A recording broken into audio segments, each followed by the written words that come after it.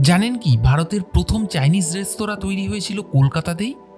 রবীন্দ্রনাথ থেকে বিধান রায় হয়ে উত্তম কুমার এমনকি রাজ কাপুর পর্যন্ত খেতে এসেছিলেন এখানে।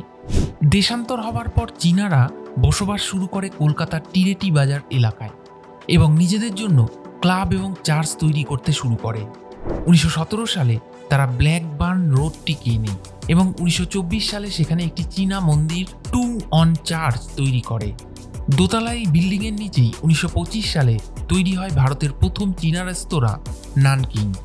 খাঁটি চীনা খাবারের পাশাপাশি গান বাজনা মিলিয়ে এক অন্য জগৎ তৈরি করেছিল এই রেস্তোরাঁ, যার টানে ছুটে আসতো দেশের অনেক মান্যগণ্যরা।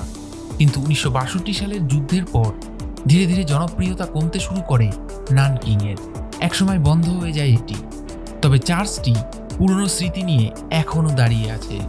ডিটেকটিভ ব্যোমকেশ বক্সী সিনেমার মাধ্যমে একটু প্রাণ ফিরে পেয়েছিল নানকিং, দেখতে পেয়েছিল নিজের পুরনো রূপ। এভাবেই হয়তো থেমে যায় ইতিহাস, রয়ে যায় শুধু গল্প কথা।